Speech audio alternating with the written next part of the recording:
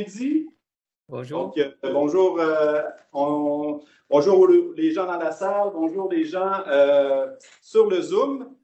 Donc, pour le bon fonctionnement de la rencontre, je vous inviterai, pour les gens qui sont en ligne, en fait, à ouvrir votre caméra, mais à fermer vos micros pour l'instant, parce qu'on va avoir une première partie de la rencontre du Midi Causerie qui va être une conférence.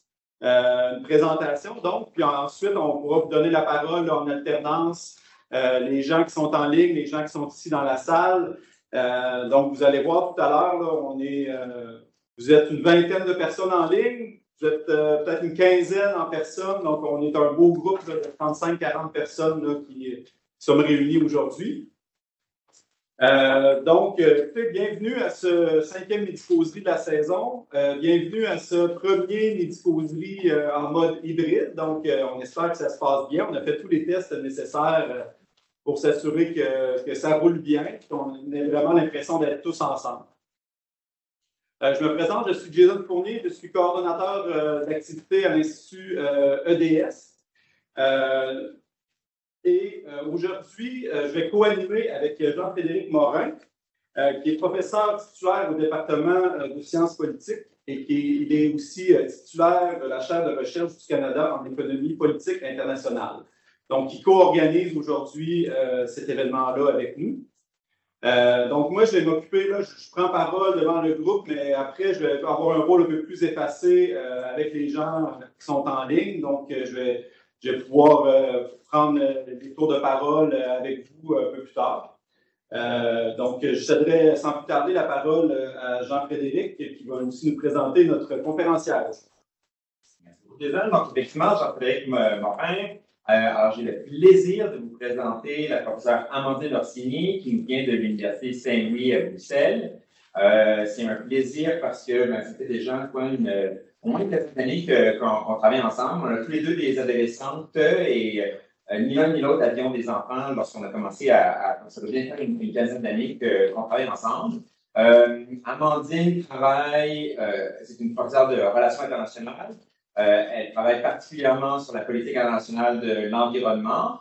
La majorité de ses travaux portent sur les acteurs non étatiques, donc les firmes transnationales, les ONG, et son plus récent projet de recherche, donc du moins un de ses récents projets de recherche, porte sur les jeunes comme acteurs internationaux dans la gouvernance mondiale de l'environnement. Alors, Amandine, qui nous vient de l'Université de Saint-Louis à Bruxelles, est maintenant pour quelques semaines avec nous, professeure invitée au département de sciences politiques de l'Université Laval. J'ai sous les yeux aussi quelques-unes de ses affiliations. Donc, elle est aussi membre du CRESPO, le Centre de recherche en sciences politiques de l'Université Saint-Louis-Bruxelles. Charles Jean Monnet, EU Global Green, et aussi membre du Centre d'excellence Jean Monnet, EU and News. Alors, c'est un plaisir de t'avoir avec nous, Amandine. C'est aussi une chance parce que Amandine traverse assez rarement l'Atlantique. Alors, c'est quand même une chance assez rare, en fait, de l'avoir avec nous de solliciter. Voilà. Merci beaucoup. Bonjour à toutes et tous. Cette année, c'est la deuxième fois que je traverse. Vous allez voir, parce que j'étais à la COP15, qui était à Montréal. Disons que quand je traverse, j'essaie de traverser pour un petit temps. Et donc là, effectivement, je suis jusqu'au 23 mars, ici à l'Université Jean. Je vais commencer par remercier les organisateurs des midis de l'EDS de m'avoir invité, Jean-Frédéric Morin aussi de m'avoir proposé d'intervenir ici. Effectivement, on en a déjà dit quelques mots, mais il y a pas mal de logos sur Mediapol que je vais passer en revue très rapidement. Donc, je suis de l'Université Saint-Louis Bruxelles, en Belgique. On va fusionner avec l'UC Louvain, et donc c'est pour ça que maintenant on a un double logo. Sinon, je suis directrice en fait, du Centre de recherche en sciences politiques de l'Université Saint-Louis Bruxelles. Et le projet que je vais vous présenter, il est financé par le FNRS, Fonds national de la recherche scientifique, et le Fonds national de la recherche scientifique en Belgique. C'est un projet de 4 ans qui a commencé début 2021 et qui finira fin 2024. Sur les jeunes en politique internationale de l'environnement. Mais donc je vais vous présenter qu'une petite partie du projet, mais voilà, je vais vous en parler aussi un peu plus largement. Et effectivement, j'ai 2 sponsors pour mon séjour, entre autres aussi. Ma chef Jean Monnet, Ilio Blogodou, qui porte sur la façon dont l'Union européenne s'intéresse aux politiques internationales de l'environnement. Et puis le centre d'excellence EU Unmute, qui a un axe aussi sur les politiques environnementales. Et EU Unmute, l'objectif, c'est de donner de la voix à des acteurs qui généralement n'en ont pas tellement dans la recherche.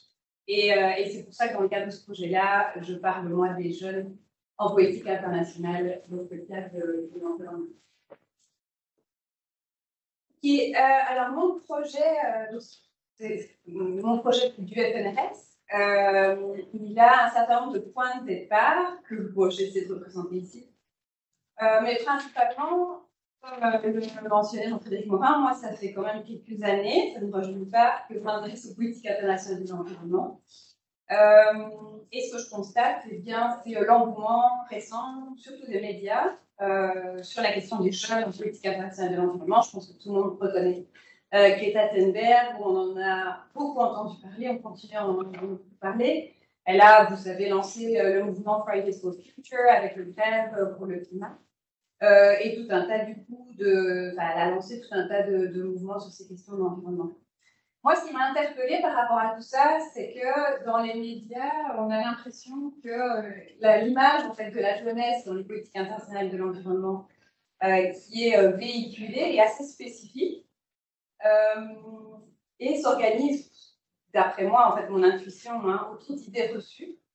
Et ici, j'en ai 3 qui se présentent et qui sont les points de départ de mon projet. D'abord, on a l'impression que c'est un phénomène récent. On a l'impression que d'un seul coup, il y a des jeunes en politique internationale de l'environnement. Alors que, quand on étudie la politique internationale de l'environnement, on sait qu'il y en a depuis très très longtemps. Vous connaissez peut-être cette activiste canadienne qui a intervenu au sommet de la Terre de Rio en 1992.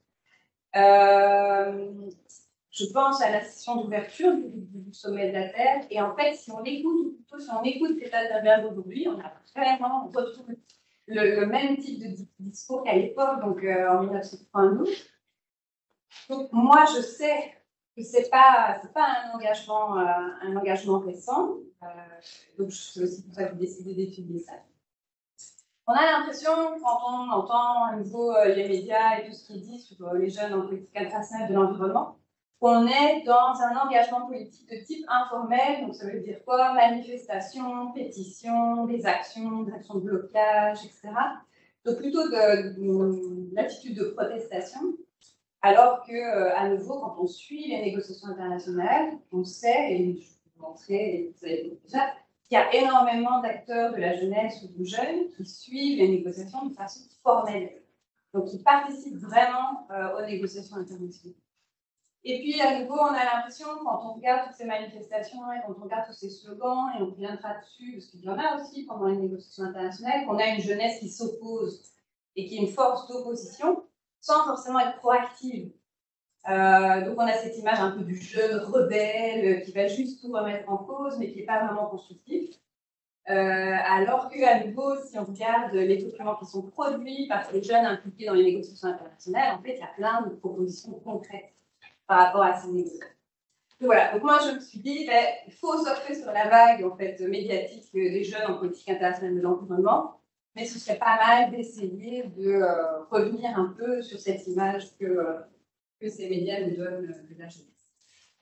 Alors, dans le résumé de la séance d'aujourd'hui, que je vais essayer du coup de suivre, pour être sûr de ne pas vous vendre un truc qui n'était pas prévu au début, il y avait 2 grandes questions dans le résumé. Donc, qu'en est-il de l'implication des jeunes dans les négociations internationales? Et surtout, qu'est-ce qu'elle change en fait sur les résultats des accords environnementaux? Donc ici, moi, ma présentation, vous allez voir, elle s'intéresse en particulier à 2 négociations internationales. Les négociations, alors ouais, j'ai 2 cas. Pour un projet PDR, j'ai 3 cas en fait. J'ai les négociations climatiques, les négociations sur la biodiversité et les négociations des objectifs de développement durable. Ici, je vais vous présenter des résultats sur négociations climatiques et négociations de biodiversité. Dans mon projet, je m'intéresse à ces négociations depuis 1992 jusqu'à aujourd'hui. Là, aujourd'hui, je vais plutôt partager avec vous des observations pendant la COP27 pour le climat et la COP15 biodiversité, donc ces deux réunions de l'année dernière.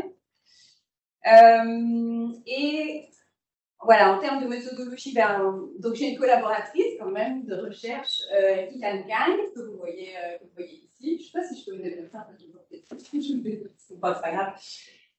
Donc elle a participé à la COP 27 et puis moi j'ai participé à la COP 15. Vous voyez ici avec mon badge de la COP 15, pas en tant que jeune parce que je ne suis plus dans la catégorie, mais là j'ai pris une photo devant le pavillon des jeunes, c'est pour ça qu'il y a marqué News derrière, mais mon badge c'est bien Academia and Research.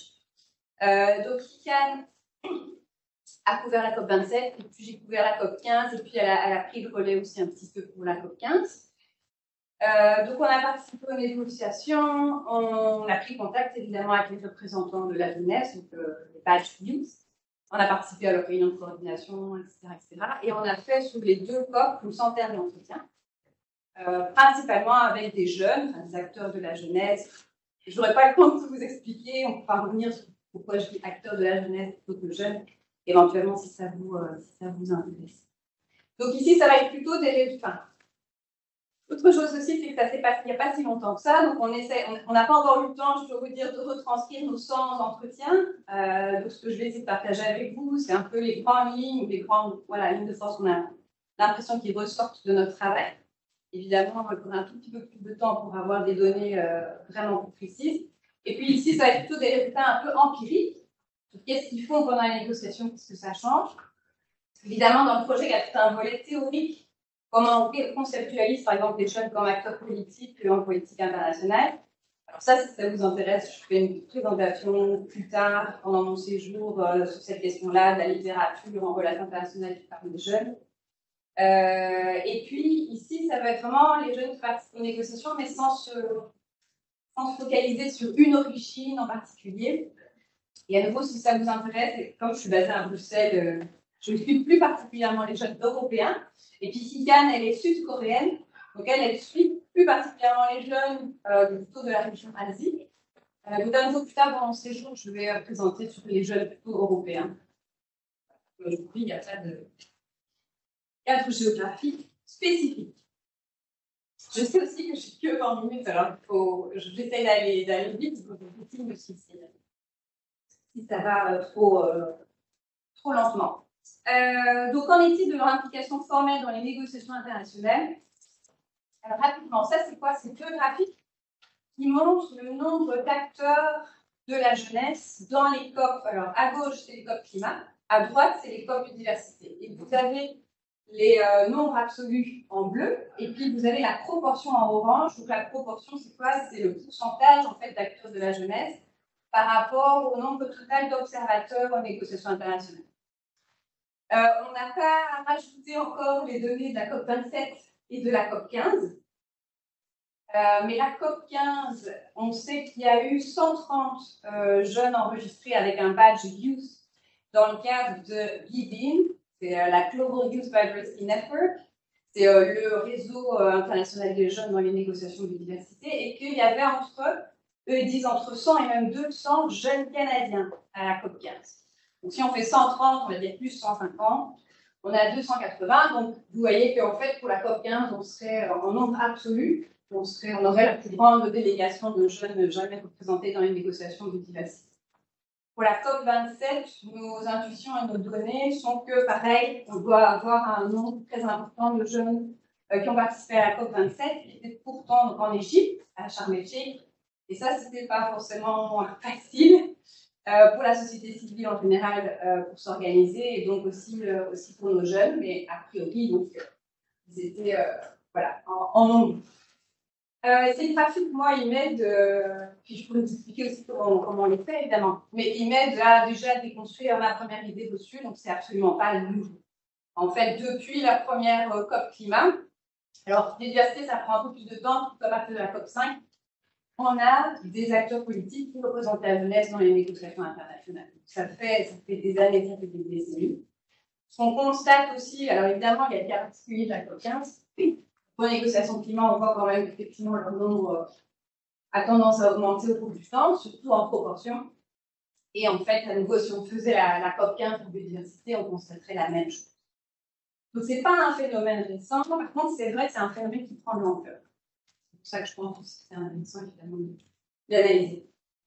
Alors, qui sont ces jeunes? Et là aussi, c'est difficile. La plupart sont enregistrés en tant qu'observateurs. Donc, c'est ce qu'on appelle, ils font partie de ce qu'on appelle les groupes majeurs, les major groups. Dans les négociations internationales, il y en a 9, dont business et industrie, ONG, et puis il y a le groupe jeunes, children and youth, en fait, enfants et jeunes. Il y a le groupe femmes, etc. Donc, la grande majorité, ils sont dans les amis NGOs.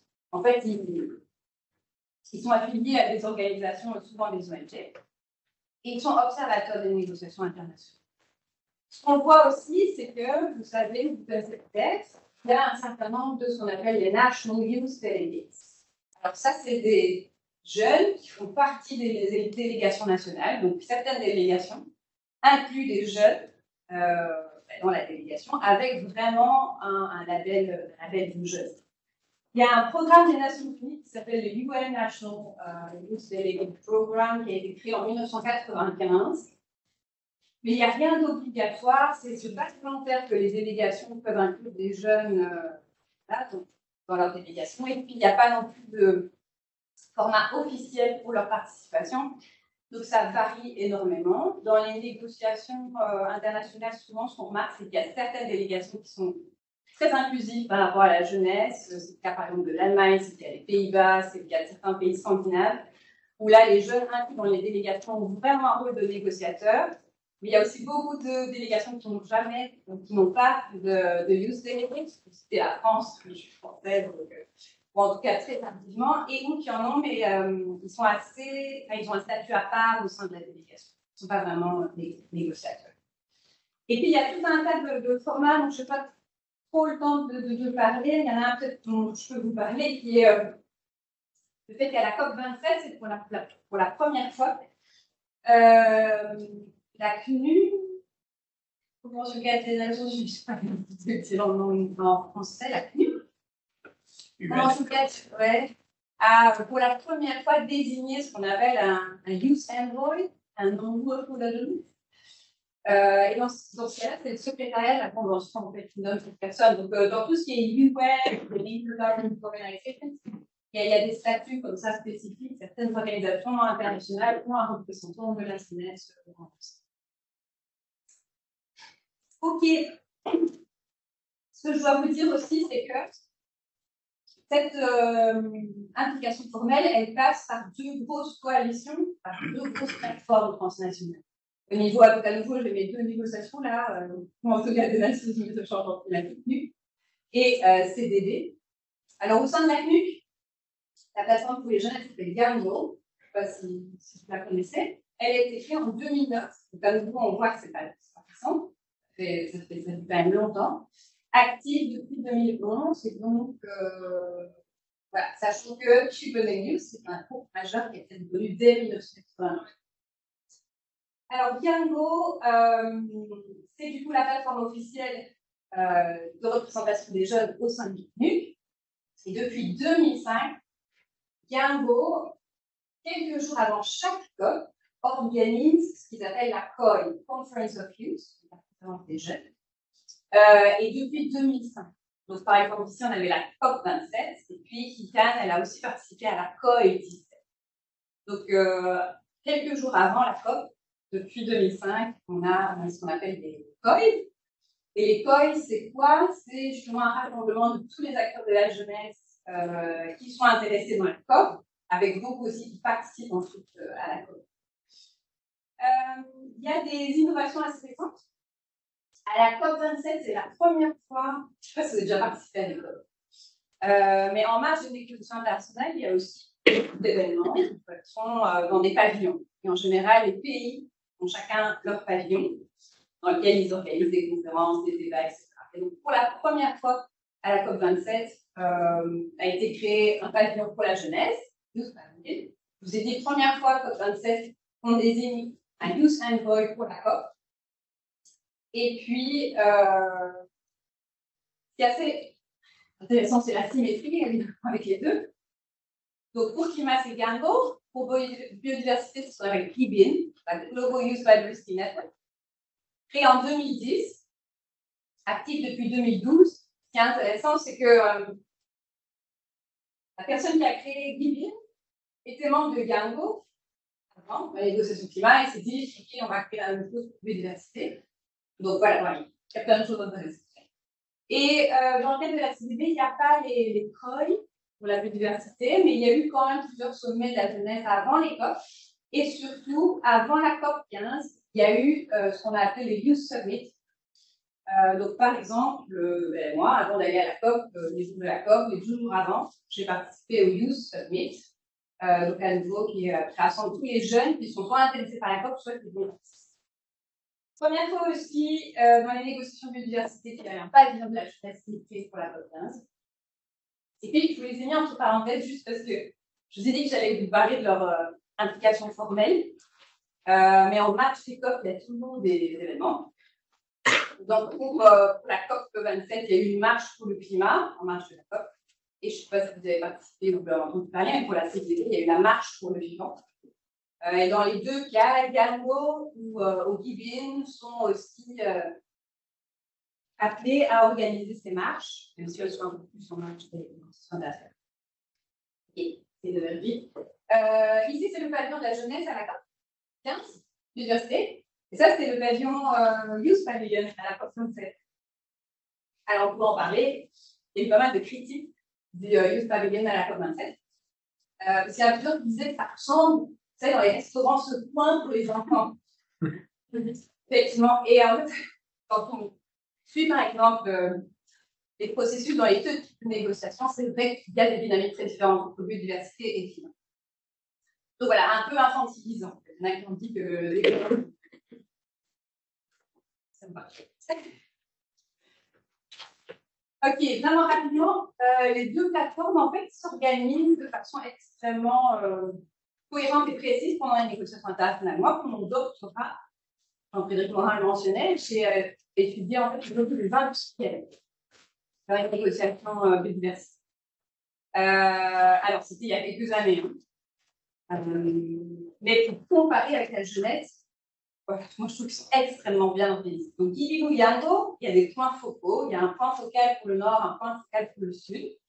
Dans le terme de l'organisation des plateformes, GANGO est organisé en groupe de travail. Il y en a 16, si je me souviens bien. GBIN ont chapitres régionaux, donc GBIN a des antennes en fait dans le monde entier. Ils ont des équipes. GANGO, c'est des équipes de coordonnateurs. GBIN, ils ont une équipe qui s'appelle Policy Team, dont l'objectif est de suivre précisément toutes les négociations. Ils ont la Communication Team pour la communication, etc. GBIN, ils ont même des coordonnateurs au sein des équipes, donc on sait qui coordonne dans la Policy Team, par exemple, qui suit les questions d'océan, et biodiversité au sein de la Policy Team, etc. Ils ont des trackers, ce sont des gens qui traquent. Alors, ils ont même un Google Sheet, dans un Google Doc, dans lequel les représentants de la jeunesse s'inscrivent, et ça, c'est des en Belgique, des créneaux de 50 minutes à peu près, où ils s'inscrivent, et donc ils disent, ben voilà, moi, 50 minutes, je vais suivre tel groupe de contact de négociation sur tel thème, et pendant 50 minutes, ils prennent des notes sur tout ce qui est et quelle délégation et pourquoi. Et ils ont donc ces espèces de grands plannings sur lesquels ils s'inscrivent. Idéalement aussi, il y a 2 trackers en même temps. Il y en a un senior, un junior. Et le senior explique un peu au junior ce qu'il faut noter. C'est franchement une organisation, moi je trouve, incroyable. Tous les jours, ils font des réunions de coordination. Et ça, c'est le cas de toutes les parties prenantes, ONG, femmes, etc. Tous les matins, ils se retrouvent dans une salle qui leur est dédiée. Juste, je vous ai mis une petite photo d'une écriture qui est au niveau du pavillon de la jeunesse, du pavillon de la jeunesse dans la COP 27. Et je pense qu'ils ont fait exprès de rajouter ça quand même. Ils ont mis, nous sommes des activistes, des étudiants, des policiers, des hommes, enfin des politiques, des commentateurs et des représentants de la jeunesse. Ça, pour moi, c'est une façon d'affirmer leur identité en tant qu'acteurs. pas qu'on est dit que ce n'est pas juste des enfants et des jeunes qui font aussi. Ok, mais évidemment, c'est important de savoir qu'est-ce que ça change pour les résultats des accords internationaux, parce que vous allez dire, ça nous fait une belle jambe de savoir qu'ils sont super organisés, qu'ils font un système, etc. Mais ok, rapidement. Là, c'est à la fois des photos et puis à la fois une espèce de synthèse de leurs principales revendications. La Convention du climat, le mot d'ordre en fait de Yango, donc là, c'est si vous regardez tous les documents qu'ils produisent, c'est la justice climatique. Ça, c'est vraiment, on va dire, le concept plus général qui dépend. C'est le concept de justice climatique. Que ce soit la COI ou que ce soit le Youth Summit, les deux processus avant les COP sortent un document qu'ils appellent en fait la position de la jeunesse par rapport à la COP. Dans celui de Yango, il y avait 16 points importants qui étaient mentionnés. Donc, je n'ai pas le temps de revenir sur les 16, mais du coup, il y a des points sur les questions d'énergie, sur les questions d'agriculture, sur les questions de droit de population de sur les questions de... C'est extrêmement large. C'est vrai que Yango a tendance aussi à demander plus de représentation de la jeunesse, plus de représentation formelle de la jeunesse, plus de participation à la jeunesse aux prises de décision au sein des délégations nationales, etc. Et puis, ils ont un groupe de travail qui est particulièrement actif, ce groupe de travail sur l'action pour l'autonomisation climatique. Et là, c'est aussi pour avoir à la mise en œuvre des objectifs climatiques. Désolée, je passe un peu vite, mais si vous voulez savoir plus, n'hésitez pas. Dans le cadre de la CDB, vraiment le slogan de Givin, c'est Stop the Same, donc arrêtons de faire la même chose. Ils ont un hashtag, ils ont fait pas mal de. Enfin, vous le voyez ici, là, Stop the Same. Ça, c'est le logo de Givin. Et ils ont 3 lignes de force par rapport à ce Stop the Same. Les approches, donc ils veulent insister sur l'importance des approches par le droit, right-based approaches. Donc ils disent qu'il faut absolument étendre les droits à l'ensemble en fait, des minorités de la planète, nature incluse. Donc ils défendent les droits de la nature, les droits des populations indigènes, le droit des personnes, des minorités, ethniques, le droit. Ils défendent aussi beaucoup les questions de genre, vraiment. Et je vous ai juste dit, par exemple, ils se sont alliés à l'idée de mentionner la peine nourricière dans le texte final de la COP, Mother Earth. Et effectivement, le texte final, il apparaît 8 fois. Quand même, donc ça n'a pas été les seuls. Hein. Enfin, je veux dire, les jeunes n'ont pas été les seuls à pouvoir défendre l'idée d'une terre mère, mais ils défendent aussi l'idée d'avoir accès à une éducation, ce qu'ils appellent transformative. Donc, justement, pour changer le mode de vie de pratique par progression de l'entraide. Et ils insistent sur l'importance de la justice intergénérationnelle. Ici, vous ne voyez pas bien, mais ça, c'était à côté du pavillon de la jeunesse. Ça, c'est un poster de Givin. Il y a marqué « Nothing about us without us ». Et donc, c'est vrai, je vous ai dit, Yango défend aussi beaucoup la représentation de la jeunesse, enfin, Givin aussi, donc rien qui nous concerne sans nous. Mais pour eux, c'est lié, par exemple, aux questions de justice intergénérationnelle. Parce qu'ils disent, en fait, les jeunes, ceux qui seront là, dans le futur, nous, on en a encore longtemps à être ici, on espère. Et donc, arrêtez de prendre des décisions qui nous concernent sans nous. Ok. Ce qui est vraiment intéressant, c'est que Yango a fait sa propre analyse de ses résultats à la COP27. Donc, il y a un document officiel de Yango. Ils ont, par exemple, comparé le nombre de fois où des mentions de Children and Youth apparaissent dans le texte officiel des négociations, comparé Glasgow par rapport à Sharm el-Sheikh, la COP26 par rapport à la COP26. Voilà. Si vous regardez, effectivement, il y a beaucoup plus de mentions de la jeunesse dans les documents qui sont adoptés à Sharm el-Sheikh comparé à Glasgow. Ils ont fait aussi, c'est regarder article par article des principaux textes qui sont adoptés à Glasgow, à Sharm el-Sheikh, avec du coup le vocabulaire précis utilisé dans les deux cas, et une explication. Donc en quoi éventuellement le vocabulaire employé est plus fort que ce qui était à Glasgow, ou pas, les points d'attention, ce qu'il faudrait améliorer, etc. Alors je n'ai pas le temps de rentrer dans les détails, mais ce qu'il faut retenir, c'est que par contre, c'est vrai, dans ce document d'analyse de Yango, ils ont regardé essentiellement toutes les mentions de la jeunesse seulement. Donc plutôt sur la représentation de la jeunesse dans le monde.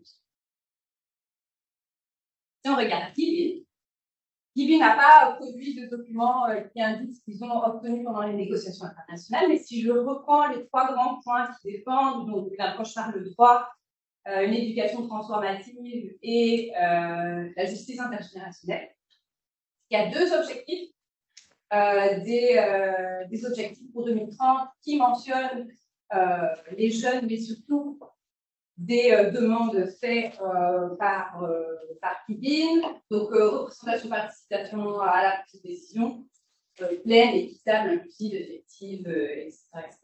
Et l'objectif d'approche, je l'ai mis quand même, parce qu'on voit Women and Girls.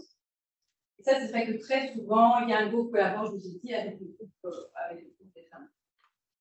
Et on regarde surtout la section C du document, qui met en place les principaux concepts pour la mise en œuvre de ces objectifs de 2030, et bien, on retrouve le concept d'équité intergénérationnelle. C'est la première fois qu'il apparaît.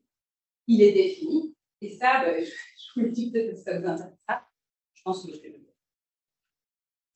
le droit de, enfin, je pense que j'ai le droit de le dire, j'espère. Mais c'est entre autres la délégation canadienne qui a demandé à Gubin une définition de la justice intergénérationnelle, parce qu'ils étaient intéressés à inclure le concept, éventuellement, dans ce document, et qui manquait de définition.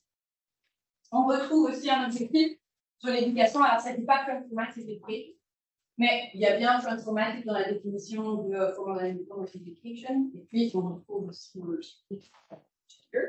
Et puis, on retrouve transformative education dans la section IA sur l'éducation. Je vous ai dit, Mother Earth, 8 fois dans le texte. Et ce qu'on remarque aussi, c'est évidemment ce qu'il y a noté à la COP15, c'est un espèce de, comme d'habitude, c'est une grande feuille de route. Il y a plein de groupes d'experts qui sont prévus, doivent être mis en place. Et dans toute la mise en place de ces groupes d'experts, à chaque fois, on retrouve les jeunes comme représentants qui doivent être invités à faire partie de la mise en place de ces groupes d'experts. Donc, ils sont aussi, on va réussir à mettre en place, ou à s'assurer une représentation. Et par exemple, eux, ce qui les intéresse beaucoup, c'est que les projets qui soient financés dans le cadre des objectifs 2030 soient aussi des projets qui s'appellent youth-led. Donc, voilà, gérés par les jeunes eux-mêmes. Ok, conclusion rapide, ça fait bon pour tout ça. Donc, des constats, si on compare les deux. Et si on revient sur mes idées reçues. En fait, les jeunes, en général, ont des objectifs qui sont relativement englobants. Comme je vous ai dit, plus de droits, ça sort beaucoup chez Guy. Donc, pas uniquement pour les acteurs de la jeunesse. Alors, on pourrait en parler, évidemment, quand on les rencontre, on leur demande aussi pourquoi ils sont là, quelles sont leurs motivations, pourquoi ils font ça, etc. Et donc, il y en a beaucoup qui disent qu'ils se sont souvent sentis comme eux-mêmes comme une minorité. Enfin, en fait, ils sont majoritairement nombre, traités comme une minorité. Et ça, il y en a beaucoup qui le ressentent fort. Mais du coup, plutôt que de défendre leurs propres intérêts, ils ont en partie décidé que c'était important de défendre en général. Ils ont une vision sur le long terme, qui fait souvent le défaut en politique. Moi, je vous ai dit comment ils s'organisaient pendant les négociations. Mais en fait, ils ont déjà mis en place tout un tas de stratégies pour suivre la suite. Ils savent très bien que tout ça, ça va prendre du temps. Ils savent que ce n'est pas parce qu'ils ont réussi à mettre transformative education dans le texte là de l'accord maintenant que ça va être fait par la suite. Donc, ils essaient aussi de suivre sur le long terme, mais tout à fait conscient. Et puis, moi, je trouve qu'ils ont un suivi extrêmement minutieux de la cohérence des négociations. Ils sont extrêmement, je le dis fort, à noter qui a dit quoi. Et ça, ils jouent beaucoup là-dessus. Et puis, juste parce que cette représentante de la jeunesse expliquait en fait qu'ils sont toujours là. Et rien que le fait d'être là peut faire une différence.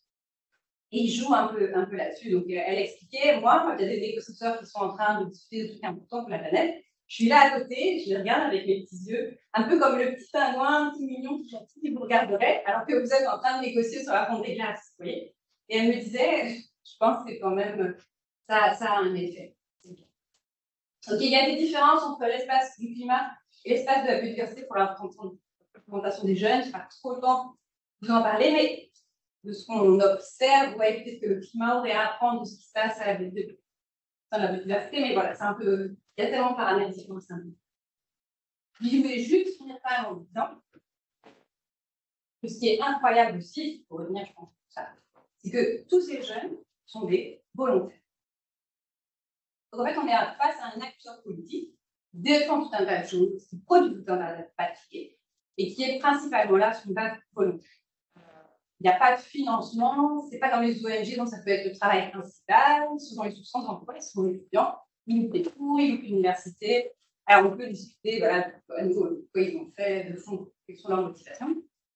Et je pense que je ne peux pas finir juste en disant qu'ils sont aussi assez exceptionnels pour ça, puisqu'effectivement, et se posent tout un tas de problèmes, des coûts évidemment de leur participation et de comment on prend en charge. OK. Merci. Et pour les plus d'informations, c'est le site du projet de recherche. Mais du coup, je suis là. Merci. Alors, si tu veux, je vais t'aider à prendre les questions, peut-être les commentaires. S'il y en a en ligne, je pense que c'est des applaudissements, mais il y a peut-être déjà une main levée que je sois en ligne. Ouais. Et plutôt que de les prendre les unes après les autres, effectivement, je vous propose peut-être, parce qu'on a juste une vingtaine de minutes devant nous, je vous propose peut-être d'en prendre par groupe de 2, 3 questions, commentaires, si ça vous va. Et ce sera à toi, à ce moment-là, de calibrer sur lesquels tu te concentres plus d'abord davantage. Donc, je t'en vois une en ligne. Peut-être pour vous et pour ceux qui vous suivront, commencez simplement par vous présenter en une phrase. Je ne peux pas lire, je suis désolé. Je pense que c'est Christian. Je ne peux pas voir, je suis désolé. Monsieur Calix, vous pouvez y aller, vous avez la main levée, donc on vous écoute. D'accord, merci beaucoup. Est-ce que vous m'entendez? Oui, on vous entend bien. Super, merci. Tout d'abord, je tiens à remercier Madame la conférencière et toute l'équipe pour cette initiative. En fait, j'ai 2 questions un tout petit peu par rapport à, c'est pas par rapport à la présentation de manière générale, mais pour toute la problématique de la discussion autour des jeunes en politique internationale et le cas de Excusez-moi, Monsieur Calix. Excusez-moi, est-ce que pouvez-vous m'entendez? rester avec... Est-ce que vous m'entendez? Oui, on vous entend quand vous avez le visage devant la caméra. Donc, OK, si d'accord, vous merci. tournez, on ne vous entend plus. Donc, je vous inviterai à parler vraiment devant la caméra, s'il vous plaît. D'accord, merci. Est-ce que ça va maintenant? Je peux continuer? Oui, allez-y. OK, d'accord. En fait, la première question ou bien la première idée de discussion, c'est concernant les jeunes en matière de l'implication des jeunes dans la prise de décision, surtout en matière de convention internationale. Moi, je me demande, j'ai suivi un tout petit peu les négociations depuis après Paris, après la COP sur le climat de 2015, Marrakech, Bonn, Pologne, Espagne, jusqu'à Égypte. J'ai l'impression la décision des jeunes, il y a le volet informel, comme l'a si bien présenté Madame la conférencière, mais au niveau du segment de haut niveau, donc j'ai l'impression qu'il n'y a pas une implication des jeunes au niveau du segment de haut niveau pour la prise de décision au niveau de la politique en matière d'environnement. Donc ça, c'est peut-être une première remarque, je ne sais pas si je me trompe, mais maintenant, on se réfère aux 3 conventions de Rio, comme l'a si bien présenté Madame la conférencière. Il y en a 2 de ces conventions, le climat qui est à Yongo et la biodiversité, c'est le Global Young Biodiversity Network. Bon, c'est toutes des initiatives des jeunes qui font le plaidoyer, tant au niveau du climat que de la biodiversité. Maintenant, au niveau de la désertification, vraiment, on ne sent pas trop l'implication des jeunes, donc au niveau de la Convention sur la désertification. L'autre aspect, c'est quand même la problématique de, quand on regarde les critères de jeunes, la problématique de l'âge. Moi, je me suis dit, c'est pas ça la discussion, certes, mais quand on essaie de mettre les jeunes dans une fourchette, si je prends le cas du système des Nations Unies, jusqu'à 30 ans, peut-être l'OIF, 35 ans, on parle de vision à long terme, c'est 20-30 ans. Donc, j'ai l'impression là aussi, il y a une sorte d'inadéquation quand on se base. Je ne dis pas peut-être moi, sous peu, on va avoir 30, 40, 40, 50 ans. La réflexion donc pouvait être un tout petit peu mûri, coïncider avec ça. C'est une réflexion jeune, mais ça aussi, ça pose une problématique. Quand on dit, ben, on limite les jeunes de 18 à 35 ans du point de vue d'âge, oui, c'est normal. Et à un certain moment, dans les segments de haut niveau, quand c'est les décideurs, ils vont prendre des décisions. On ne voit pas vraiment, ce n'est pas les jeunes. Donc, je me suis dit là, la problématique est plus profonde. Et en plus, je vais m'arrêter, merci. La conclusion, quand on parle de à long terme pour les jeunes, donc ça encore, ça pose une problématique. Parce que si on se réfère au live. Merci beaucoup. Je pense qu'il y a d'autres mains levées. Donc, vous avez posé la question comment on définit les jeunes. Qu'en est-il de la Convention sur la désertification comparativement à la CBD et climat, et aussi la représentation dans les forums de haut niveau. Il y a une autre main levée. Est-ce qu'il y a une main levée ici? Est-ce que quelqu'un a une question, un commentaire? Oui, allez-y, s'il vous plaît. On va commencer à vous présenter. Bonjour, mais déjà, merci, félicitations. Moi, je m'appelle Brieux, je suis étudiant en échange, je viens de Toulouse, en France. Et j'ai une question notamment sur la reconnaissance des États sur l'engagement des jeunes. Est-ce que vous ne pensez pas qu'en France ou en Belgique ou même au Canada, est-ce que la volonté des États peut-être de reconnaître leur engagement leur permettrait d'arriver à mieux concilier leurs études aussi avec leurs engagements en matière d'environnement? Et est-ce que ce ne serait pas aussi symboliquement assez fort pour ces États de s'engager, de montrer qu'ils soutiennent vraiment la jeunesse? Donc, conciliation, études, participation dans les affaires internationales. Très bien. Une autre question dans la salle? Non? Oui, Cynthia. Oui, je m'appelle Cynthia. Je me demandais juste, vous avez mentionné justement que ça a toujours été présent, mais vous avez reconnu qu'il y a une augmentation. Et dans les événements, souvent, ils sont étudiés en relation internationale pour la circulation des idées, mais je me demande si l'avènement des réseaux sociaux, vous l'avez tenu en compte, quel rôle est-ce que ça peut jouer dans justement l'augmentation de la courbe et la circulation des idées, les impacts que ça peut avoir sur les discussions normatives. Bon, je propose qu'on arrête là. C'était déjà 4-5 questions. On reviendra peut-être avec une deuxième série après cette première. OK, oui, merci beaucoup. En plus, c'est des questions vraiment importantes. Je ne suis pas sûre d'avoir les réponses à tout, mais bon, c'est... Alors, une première question, c'était par rapport à leur participation dans tout ce qui est segment de haut niveau. Alors, ça, moi, je partage votre remarque. Effectivement, il y a plusieurs choses. Donc, je partage votre remarque. En France, il n'y a pas de vraie participation formelle de ces jeunes dans tous ces segments de haut niveau. Il n'y a pas Yango, il n'y a pas Sylvine. Quand il y a les quelques jours de rencontres ministérielles pendant les COP, ils ne sont pas spécialement invités, mais pas spécialement non plus les autres parties prenantes. Donc, il n'y a pas forcément non plus les ONG, il n'y a pas forcément le secteur de la science dans ce segment de haut niveau. Ça ne veut pas dire que c'est bien comme ça. Alors, l'autre chose que moi, je remarque, c'est qu'il y a quand même pas mal de rencontres internationales, même les sommets du G7, du G20, qui essayent d'inclure les jeunes. Je vous ai dit, il y a pas mal de nouveaux mandats. Enfin, je vous ai montré sur mon graphique qu'il y avait certains jeunes qui avaient des mandats des Nations Unies ou de certaines organisations internationales. Donc, il y a pas mal d'organisations internationales qui essayent d'investir dans de nouveaux mandats, un peu dans l'idée justement d'intégrer les jeunes à des choses qui seraient plus de haut niveau, de ces segments de haut niveau. Mais ce qu'on remarque, c'est qu'il y a justement dans ces cas-là une déconnexion complète en fait, entre ces jeunes qui d'un seul coup sont désignés par la FAO, par l'OMC, comme représentants des jeunes, et par exemple Yango ou Giving sont des plateformes qui existent depuis des décennies. Donc ça aussi, c'est quelque part de leur grand combat de se faire déjà reconnaître comme existant. Et ce qu'on constate, c'est il y a certains jeunes qui me disent qu'il y a un peu des stratégies de shopping, en fait de youth shopping, si on veut, des organisations internationales qui d'un coup prennent un jeune, qui le prennent celui-là.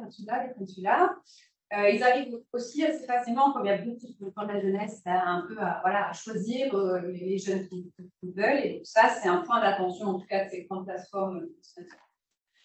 Convention sur la désertification, malheureusement, je n'ai pas de données ou de choses à indiquer sur le suivi des jeunes de cette convention-là, mais j'imagine que si je ne l'ai pas choisi comme étude de cas, effectivement, il ne doit pas y en avoir beaucoup. Il n'y a pas une plateforme officielle de jeunes au sein de la convention sur la désertification, ça c'est sûr. Sinon, je pense que j'en aurais entendu parler. La seule, voilà, qui est un peu liée, mais pas vraiment, celle sur les océans qui est en train d'être négociée. Et là, je sais qu'ils sont en train de s'organiser pour mettre en place une plateforme de la jeunesse. Et c'est vrai que pour la convention sur la désertification, non. Rien que, ils en sont conscients aussi. Alors, Gibin, c'est pour ça qu'ils sont organisés en chapitres régionaux, pour essayer d'avoir une meilleure représentation géographique, puisque, bah, évidemment, ça ne se confirme pas tout à fait, ça se confirme quand même en partie.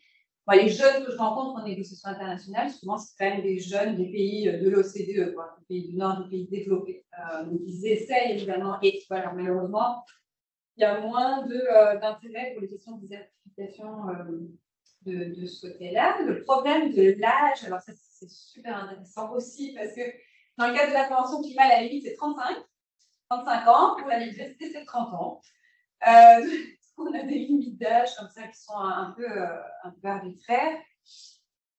J'aurais plein de choses à dire là-dessus. Je crois qu'une chose que je dois signaler, c'est que il y a un autre problème quand on s'intéresse à la représentation politique, qui est qu'au fur et à mesure en fait, de leur participation en négociation, ils ne sont plus jeunes. Ils ne font plus partie de la catégorie des jeunes. Et ça, pourquoi ça leur pose des difficultés? C'est par rapport au suivi au cours du temps. En fait, ils font l'acquisition d'une certaine expertise et puis, d'un seul coup, ils sont plus jeunes. Alors, il ne faut pas forcément, ceci dit, être jeune, faire partie de Yango ou de Gibin. On peut aussi travailler pour une organisation qui travaille pour la jeunesse. Ils ont aussi, du coup, un espèce de alumni comité, un comité des anciens. Mais oui, c'est une question de la limite d'âge. La question de la reconnaissance des jeunes et par rapport aussi au système des études, de leur participation aux négociations internationales. Enfin, moi, je n'avais pas compris forcément la question comme ça. Je me suis demandé si votre question, c'était pas, il faudrait un peu plus de cohérence entre ce qu'on apprend à l'université et est-ce que les pays font ou demandent aux négociations internationales.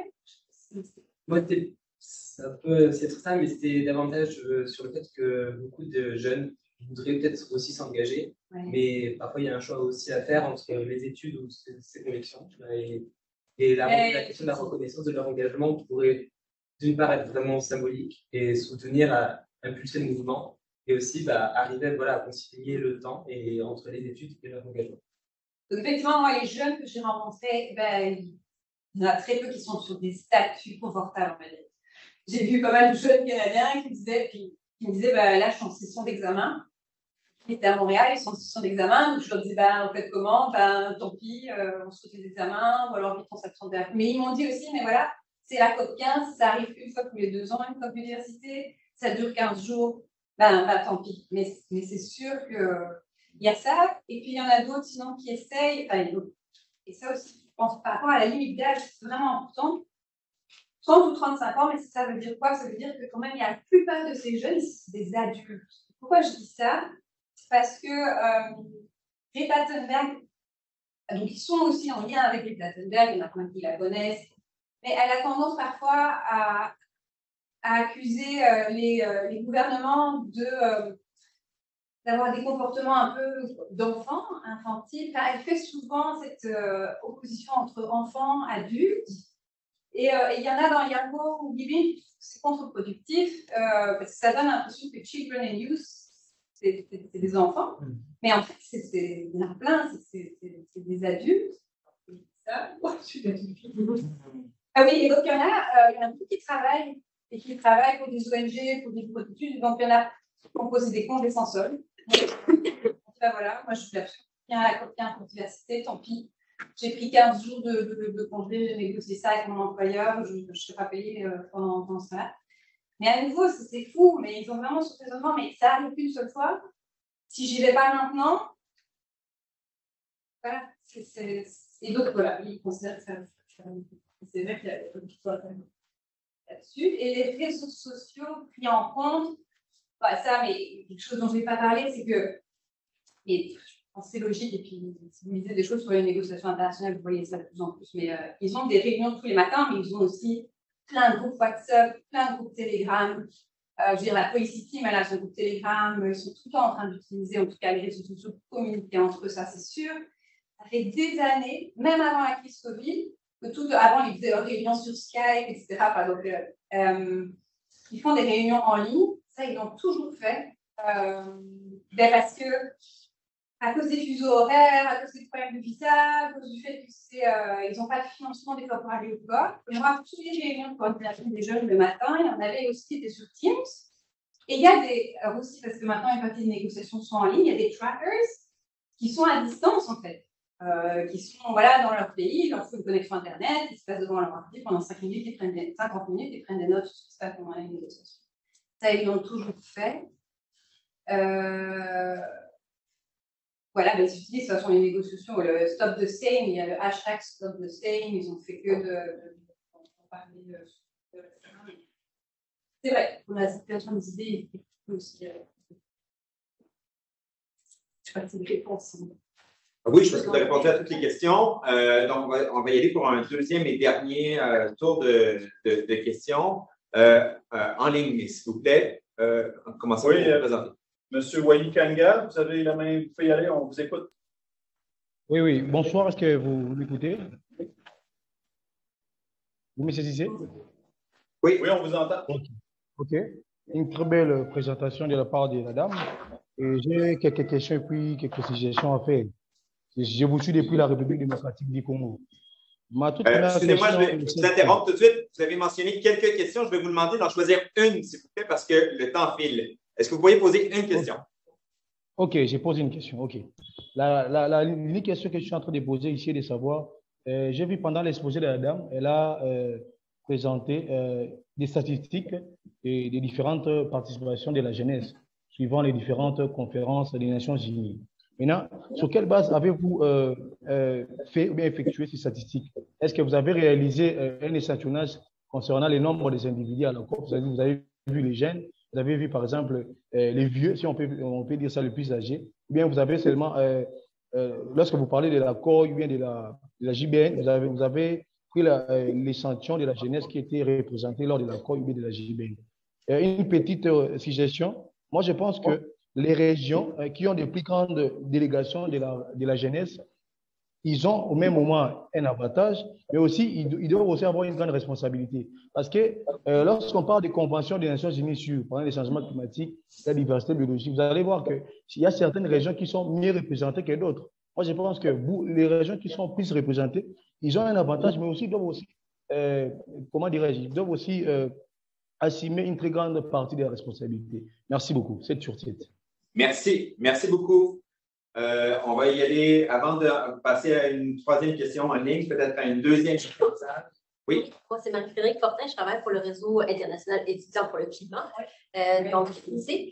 Puis je me posais la question dans les entretiens que vous avez fait avec les jeunes, est-ce que vous avez observé des différences entre les jeunes plus jeunes, genre adolescents, puis les jeunes adultes, puis est-ce qu'ils ont tous les mêmes motivations ou ça varie, puis ça varie comment en fait? Excellente question. Et dernière question en ligne, Laure. Oui, bonjour Amandine.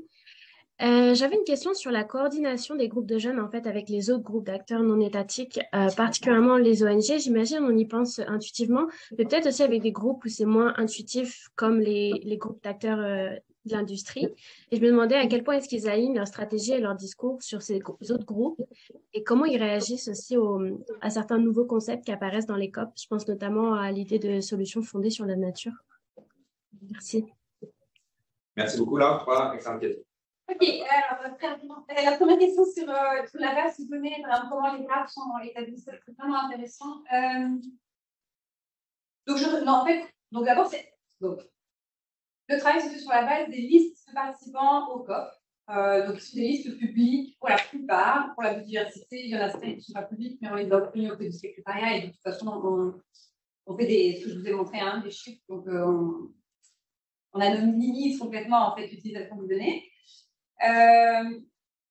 Impossible pour nous de savoir si les gens qui participent à l'époque étaient jeunes ou pas jeunes. Donc, le critère, c'est pas si c'est des gens de moins de 30 ans ou moins de 35 ans ou pas. Le critère, c'est est-ce qu'ils se revendiquent comme acteurs de la jeunesse. Et ça aussi, c'est important, parce qu'évidemment, à la COP, il y a plein de gens qui ont moins de 35 ans, mais qui ne se définissent pas eux-mêmes comme représentants de la jeunesse. Nous, ce qui nous intéresse, c'est les gens qui se définissent eux-mêmes comme représentants de la jeunesse, qu'ils soient jeunes ou pas jeunes.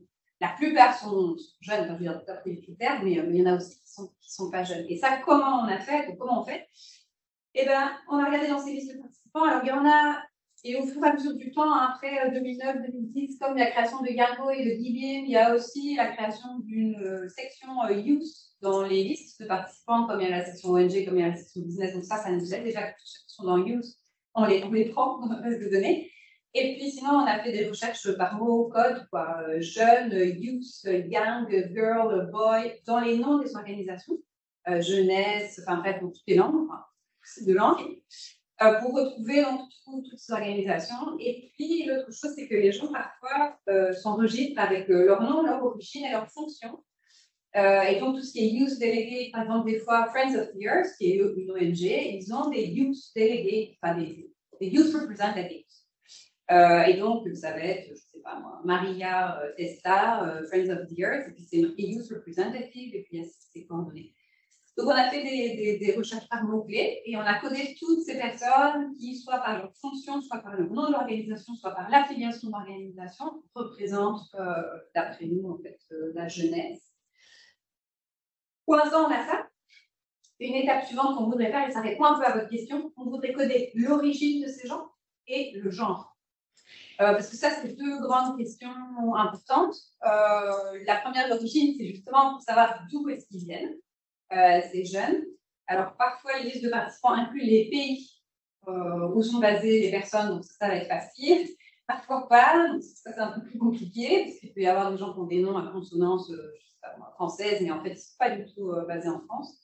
Donc, ça va être un peu plus compliqué, mais on va essayer de coder le plus possible de données. Et puis, une autre grande hypothèse qu'on a, et si vous regardez les médias, en fait, il y a beaucoup de jeunes femmes dans tous ces représentants de la jeunesse. Donc, c'est pour ça aussi qu'on voudrait essayer de coder le genre. Et ça, parfois, à nouveau, les listes nous aident parce qu'à l'époque, en tout cas, il fallait choisir Mr. ou Mrs. quand vous enregistriez ça. Bon, bah là, c'est plus le cas. Donc, voilà, on essaie de trouver des solutions aussi pour essayer de deviner ça. Mais donc, l'idée, ce serait, en plus de ces données un peu brutes, d'avoir un aperçu de d'où ils viennent, justement, essayer peut-être de fractures nord-sud et de régions mieux représentées que d'autres, et puis aussi le genre. Est-ce qu'on voit des différences de motivation entre les plus jeunes et les moins jeunes? Ben, moi, comme ça, j'ai pas l'impression.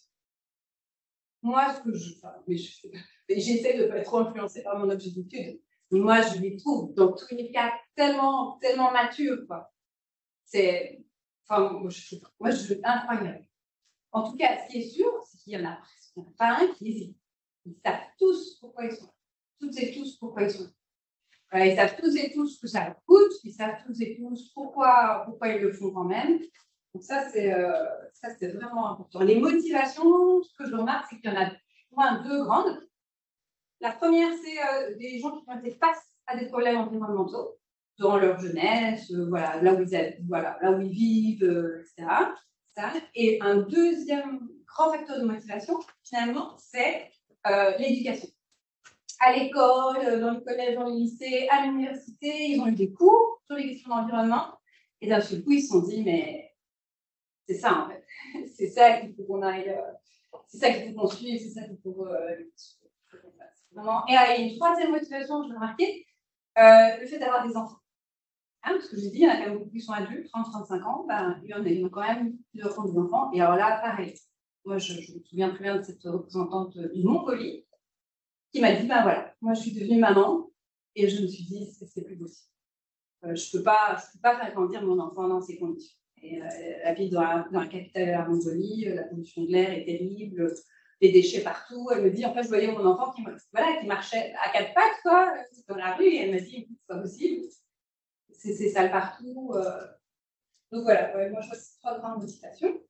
Et les autres groupes, ils collaborent beaucoup avec, je vous ai dit, le groupe des femmes, population autochtone aussi beaucoup, à part ce qu'on appelle IPN6, dans la Convention de diversité. C'est vrai que beaucoup moins avec les entreprises. Voilà. Beaucoup moins avec les entreprises.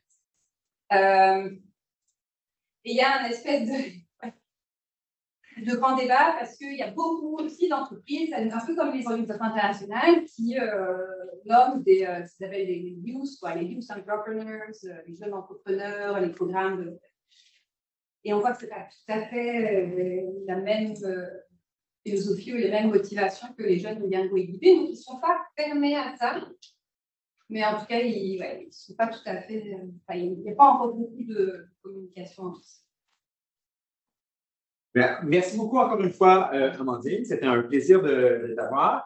Moi, j'avais encore plusieurs questions en tête. Je présume que je ne suis pas le seul. Amandine, je ne sais pas si tu restes dans les parages, tu restes à l'université encore quelques temps, mais peut-être que tu peux encore accueillir quelques questions, commentaires. Merci à tous d'avoir été présents. Peut-être qu'il reste encore de la pizza pour ceux qui sont présents sur place. Alors, c'est l'occasion de prendre une pointe avant de poursuivre pour le reste de l'après-midi. Est-ce que vous avez un mot à dire, l'Institut, ou peut-être sur l'UNIC? Ben, en fait, rapidement, simplement, merci Jean-Frédéric et Amandine. Et vous inviter au prochain Midi-Causerie qui va avoir une formule similaire qui va avoir lieu le 22 février prochain, toujours à midi.